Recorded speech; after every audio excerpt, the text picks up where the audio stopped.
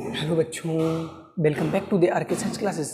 मैं हूं रोहित मेहता और आप देख रहे हैं आर के साइंस क्लासेस का यूट्यूब चैनल। दोस्तों, 12th बायो के लिए आज हम अगला लेक्चर लेके आए हैं। जो हमारा 23वां चैप्टर चल रहा है उसमें हम आगे बात करने वाले हैं। और आज हम जिस टॉपिक के बारे में चर्चा करने वाले हैं वो है हमारा फेफड़ों की आंतरिक संरचना।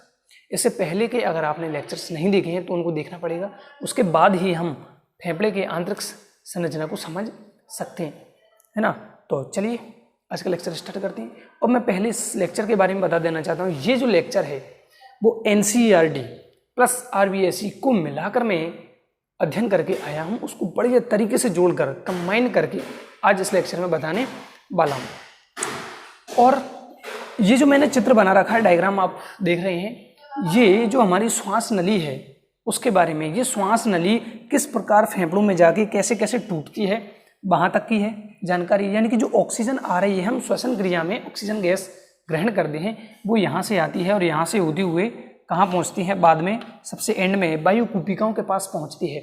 और वायु कुपिकाओं के पहुँचने के बाद ये किस में भेज दी जाती है, इसको रक्त में भेज दिया जाता है। और रक्त के द्वारा जो CO2 लाई जा रही है उसको कहाँ छोड़ दिया जाता है, वायु कुपिका में। और वायु कुपिका से वापस CO2 को हमारे श्वसन तंत्र द्वारा बाहर निकाल दिया जाता है। तो आज के लेक्चर में हम इसके बारे में पूरी जानकारी करने वाले हैं। कैसे कैसे कौन कौन कहाँ कहाँ डिवाइडेशन होता है, कहाँ कहाँ पर ये C आकार के जो उपास्थि के छल्ले हैं वो पाए जाते हैं, इनके सब के बारे में डिटेल में अध्ययन करने वाले हैं। तो चलिए दोस्तों स्टार्ट करते हैं लेक्चर को। तो अभी तक आपने देखा था कि हमने नासिका पढ़ी, नासिका गुहा पढ़ी। नासिका गुहा से जो ऑक्सीजन या वायु आ रही है वो ग्रसनी में प्रवेश करती है, ग्रसनी से कंठ में प्रवेश करती है, कंठ से इस ट्रैकिया में श्वास नली में प्रवेश करती है। तो अब ट्रैकिया के बारे में हम अध्ययन कर रहे थे। ट्रैकिया अब डिवाइड होकर डिवीजन द्वारा क्या बनाती है, प्राथमिक श्वसनी बनाती है। यानी कि देखिए जो हमारी श्वास नली है ना, श्वास नली डिवाइड होती है किसमें, श्वास नली डिवाइड होकर बनाती है श्वसनी, या फिर ऐसे कह दें इसको कि ये बनाती है प्राइमरी श्वसनी या प्राथमिक श्वसनी। ठीक है, इसको कहा जाता है ट्रैकिया। श्वास नली को ट्रैकिया और श्वसनी को कहा जाता है ब्रोंकाई। तो ये है प्राइमरी ब्रोंकाई। क्या है ये, प्राइमरी ब्रोंकाई। और ये प्राइमरी ब्रोंकाई अपने अपने तरफ के फेफड़ों में प्रवेश करती हैं। जो श्वास नली यहाँ से आ रही है, श्वास नली यहाँ पर आगे दोनों और दो भागों में डिवाइड होती है और अपने अपने ओर के फेफड़ों में प्रवेश कर जाती है। तो फेफड़ों में एंट्री कौन करती है, वो करती है प्राथमिक श्वसनी। कौन एंट्री करती है, प्राथमिक श्वसनी। अब फेफड़ों में जाने के बाद प्राथमिक श्वसनी जो है वो द्वितीयक श्वसनी में चेंज होती है, यानी कि डिवाइड होती है। अब कौन बनेगी, द्वितीयक श्वसनी। इसको कहा जाता है सेकेंडरी ब्रोंकाई। इसको क्या कहा जाएगा, सेकेंडरी ब्रोंकाई। जैसा कि चित्र में दिखाई दे रहा है, ट्रैकिया है, ट्रैकिया किस में डिवाइड हुई, प्राथमिक श्वसनी में। और प्राथमिक श्वसनी किस में डिवाइड हुई, द्वितीयक श्वसनी में। इसी प्रकार अब द्वितीयक श्वसनी किस में चेंज होने वाली है, डिवाइड होकर तृतीयक श्वसनी में। तो द्वितीयक श्वसनी से क्या बनने वाली है, तृतीयक श्वसनी। तृतीयक श्वसनी इसको कहा जाता है टर्सरी ब्रोंकाई। यहाँ पर जगह नहीं है, इसको टर्सरी कहा जाता है, टर्सरी ब्रोंकाई। ठीक है, ट्रैकिया, प्राथमिक श्वसनी, द्वितीयक श्वसनी और तृतीयक श्वसनी। अब हम बात करते हैं कि छल्ले, जो C आकार के उपास्थन छल्ले पाए जाते हैं वो कहाँ कहाँ पर पाए जाते हैं। तो देखिए ट्रैकिया पर पाए जाएंगे, प्राथमिक श्वसनी, द्वितीयक श्वसनी और तृतीयक श्वसनी। यानी कि श्वास नली और श्वसनी, श्वास नली और श्वसनी पर C आकार की उपास्थि के छल्ले पाए जाते हैं। ये उपास्थि के छल्लों का काम क्या था, पिछले लेक्चर में हमने देखा था कि इसको पिचकने से रोकते हैं। श्वास नली को और श्वास नली और श्वसनी को, दोनों को ये पिचकने से रोकते हैं। तो इनका काम क्या है, पिचकने से रोकना। इसके बाद आगे चलते हैं, तृतीयक श्वसनी के बाद तृतीयक श्वसनी आगे चलकर डिवाइड होती है फिर से। देखो हर जगह डिवीजन चलेगा, ऐसा नहीं है ये अकेली डिवाइड होगी, ये भी इधर डिवाइड हो रही होगी, ये भी इधर डिवाइड हो रही होगी। तो हम एक साइड को लेकर चल रहे हैं, है ना। ये एक साइड के फेफड़े में केवल एक पार्ट देख रहे हैं। जैसे इधर का भी फेफड़ा होगा तो उसमें भी यही क्रिया सेम टू सेम चल रही होगी, यानी दोनों फेफड़ों को हम साथ लेकर चल रहे हैं। लेकिन पढ़ना हमें एक के बारे में, क्योंकि सेम चीज दूसरे फेफड़े में हो रही होगी। तो तृतीयक श्वसनी, अब ये तृतीयक श्वसनी है यहाँ तक। अब ये डिवीजन करके क्या बनाती है, ये डिवाइड होकर दो भागों में फिर से टूट जाती है। जरूरी नहीं है दो भागों में टूट दे, ज्यादा भागों में भी टूट सकती है। तो अब वो कहते हैं इसको श्वसनिका। तृतीयक श्वसनी किस में टूटती है? अब श्वसनिका में टूटती है। और श्वसनिका को क्या कहा जाता है? ब्रोंकियोल कहा जाता है, ब्रोंकियोल। तो श्वसनिका में टूटती है कौन? तृतीयक श्वसनी। देखिए ट्रैकिया, श्वसनी 3 हो गई, 3 भागों के बाद आखिरी में आती है श्वसनिका। तो श्वास नली, श्वसनी, श्वसनिका। तो ये कौन सी श्वसनिका थी? ये प्राइमरी श्वसनिका भी इसको कह देती हैं, है ना, या इनिशियल श्वसनिका भी कह देते हैं इंग्लिश में, इनिशियल श्वसनिका या ब्रोंकियोल। इसके बाद ये फिर डिवाइड होती है और अब क्या बनाती है? ये बनाती है अंतस्थ या सीमांत श्वसनिका।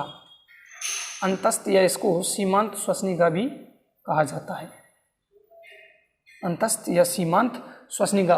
टर्मिनल ब्रोंकियोल, इसको क्या कहा जाएगा? टर्मिनल ब्रोंकियोल, टर्मिनल ब्रोंकियोल इसको कहा जाएगा। फिर से ये डिवाइड होती है, फिर से डिवाइड होकर क्या बनाती है? श्वसन श्वसनिका। फिर से ये डिवाइड हुई, क्या बनाया? श्वसन श्वसनिका, यानी रेस्पिरेटरी ब्रोंकियोल, रेस्पिरेटरी ब्रोंकियोल। तो यहां तक का डिवीजन देखिए, ये तो 3 पार्ट हैं किसके? श्वसनी के। ये तो किसके पार्ट हैं? श्वसनी के। और ये 3 पार्ट हैं किसके? श्वसनिका के। किसके हैं? श्वसनिका। तो आखिर बात क्या चल रही है भाई? जो इतना मोटा जो पाइप था, उस पाइप को बिल्कुल बारीक बारीक पाइपों में तोड़ना हमारा उद्देश्य है। तो ये बारीक बारीक बिल्कुल पाइपों में तोड़ दिया गया है। तो ये 3 पार्ट तो श्वसनिका थे और ये 3 पार्ट है श्वसनी के। अब देखिए जो श्वसन श्वसनिका है वो अब कहाँ डिवाइड होती है? जैसा कि मैंने चित्र में दिखा रखा है, यहाँ पर अब कौन जुड़ती हैं? कूपिकाएं जुड़ती हैं। इस श्वसन श्वसनिका पर कूपिकाएं जुड़ती हैं। लेकिन जैसा कि ये कूपिका मैंने दिखा रखी है, सिंगल कूपिका भी हो सकती है, डबल भी हो सकती है, ट्रिपल भी हो सकती है। यानी कि ज़्यादातर तो क्या होगा? डबल जुड़ती है, अधिकांशतः डबल कूपिका जुड़ती है। तो ये मैंने यहाँ पर ट्रिपल कूपिका बनाई है। 3 कूपिकाएं जब जुड़ती हैं तो ये कूपिकाओं की एक कॉमन पैसेज होता है। यानी कि ये वाला पैसेज मैंने यहाँ से बनाया है, ये वाला जो पैसेज आ रहा है इसको मैंने मार्क कर दिया है। इस पैसेज को मैंने यहाँ पर बना दिया है और इसके बाद यहाँ पर कौन जुड़ी हुई है? या फिर इसकी जगह मैं इसको मान लूँ, इसकी जगह मैं किसको मान लूँ? इसको मान लेता हूँ। तो इसकी बात हमने अभी कर ली है कि ये तो क्या है? ये श्वसन श्वसनिका है। ये क्या है? श्वसन श्वसनिका। अब इस पर क्या जुड़ी होती हैं? कूपिकाएं जुड़ी होती हैं। तो कूपिकाओं की जो वाहिनी होगी, कूपिका के पास खुद का एक पाइप है। जैसे मान लो ये कूपिका है तो इसके पास खुद का एक पाइप है। तो इस पाइप को क्या कहा है? इसको कहा है वायु कूपिका वाहिनी। तो श्वसन श्वसनिका किस में डिवाइड होगी? वायु कूपिका वाहिनी में। किस में डिवाइड होगी? वायु कूपिका वाहिनी में। क्योंकि वायु कूपिका के पास खुद का एक बिल्कुल पतला सा पाइप है ताकि ऑक्सीजन यहाँ पर आ सके और CO2 यहाँ से जा सके। तो ये तो हो गया हमारा वायु कूपिका वाहिनी। अब देखिए वायु कूपिका वाहिनी जैसे ये आ रही है वायु कूपिका वाहिनी, तो यहाँ पर खुल रही है, ये यहाँ पर खुल रही है। तो इस स्थान को एट्रियम कहा जाता है। इस स्थान को क्या कहा जाता है? एट्रियम। इस स्थान को एट्रियम कहा जाता है। यहाँ तक आपको दिखाई दे रहा है बोर्ड पर। तो इस एट्रियम में खुलने के बाद यहाँ पर बहुत सारी क्या जुड़ती हैं? वायु कूपिकाएं जुड़ती हैं। तो अब इस एट्रियम में दिखाया, एट्रियम पर कौन खुल रही हैं? यहाँ पर खुल रही हैं वायु कूपिकाएं, वायु कूपिकाएं।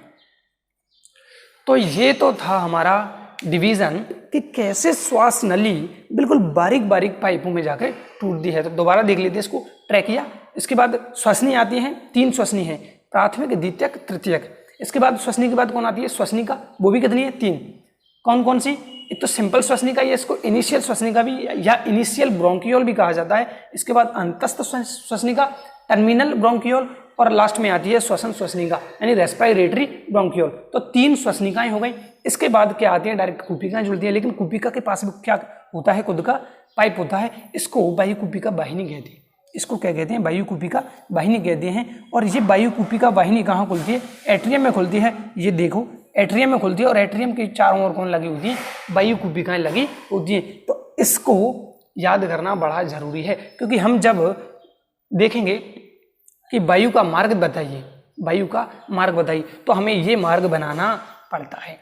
तो श्वास नली, फिर प्राथमिक श्वसनी, द्वितीयक श्वसनी, तृतीयक श्वसनी हो गया, फिर श्वसनिका, फिर अंतस्थ श्वसनिका या सीमांत श्वसनिका, फिर आती है श्वसन श्वसनिका, और फिर आती है कूपिकाएं। तो कूपिका वायु कूपिका वाहिनी और फिर एट्रियम और लास्ट में वायु कूपिकाएं। अब मैं बात करने वाला हूं वायु कूपिका की, तो मैं इसको हटा देता हूं, इसका एक बार स्क्रीनशॉट ले लें जल्दी से, या फिर यहां बता देते हैं। चलो ये समझ में आ गया। एक कूपिका बना देता हूं मैं, इसको भी हटा देता हूं।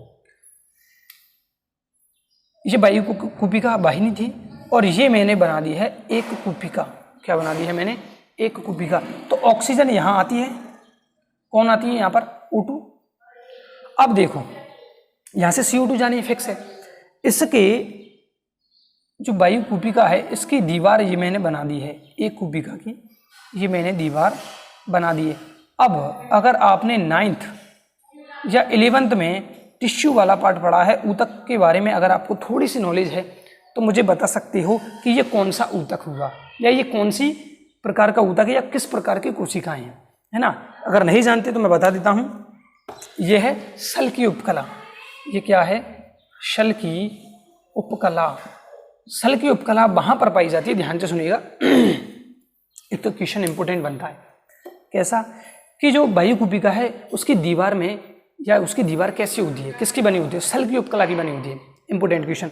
अब देखो भाई, शल्य की उपकला हो गया। अब वायु कूपिका की भित्ति होती है, जो दीवार है वो शल्य की उपकला की है, लेकिन इस पर क्या पाई जाती हैं? तो इस पर पाई जाती है कौन? रुधिर केशिकाएं। ये क्या है? ब्लड कैपिलरीज हैं। ये क्या है? रुधिर केशिकाएं। और एक कूपिका के ऊपर ऐसी बहुत सारी रुधिर केशिकाएं पाई जाती हैं। क्या होती हैं? रुधिर केशिकाएं पाई जाती हैं। और रुधिर केशिकाओं की जो भित्ति होगी रुधिर केशिकाओं की जो भित्ति होगी उसमें भी शल्य की उपकला पाई जाती है। तो शल्य की उपकला पाई जाती है, इसका फायदा क्या है? देखो, शल्य की उपकला का मतलब है बिल्कुल बारीक लेयर, कोशिकाओं की बिल्कुल बारीक लेयर। इससे क्या होगा? गैसों का आदान प्रदान होता है, आराम से हो सकता है गैसों का आदान प्रदान। इन दोनों दीवारों के बीच क्या हो सकता है? गैसों का आदान प्रदान आसानी से हो सकता है। कौन सी विधि द्वारा होता है? विसरण विधि द्वारा। कौन सी विधि द्वारा? विसरण विधि द्वारा। यानी कि जो ऑक्सीजन यहाँ कहाँ से आई है? यहाँ से ऑक्सीजन प्रवेश करती है और यहाँ पर आ गई। यहाँ से ऑक्सीजन ने एंट्री की, यहाँ से होती हुए वो कहाँ एंट्री कर गई? इस एट्रियम में, और एट्रियम से कहाँ पहुँचती है? वायु कूपिका में। तो यानी कि ये ऑक्सीजन यहाँ आ चुकी है और यहाँ भर जाती है ऑक्सीजन। भरने के बाद क्या होता है? ये रुधिर केशिका है तो ऑक्सीजन इसमें एंट्री कर जाती है, क्योंकि जो शल्य की उपकला है उसमें छोटे छोटे रंध्र पाए जाते हैं। शल्य की उपकला में क्या पाए जाते हैं? छोटे छोटे रंध्र पाए जाते हैं। तो ऑक्सीजन इसमें एंट्री कर जाती है और यहाँ जो CO2 विभिन्न शरीर की कोशिकाओं से जो CO2 लाई गई है उसको यहाँ पर छोड़ दिया जाता है, और अब ये CO2 यहाँ से बाहर छोड़ दी जाती है। तो मेरे ख्याल से आपको क्लियर हो चुका होगा कि वास्तव में वायु कैसे आती है और कैसे जाती है।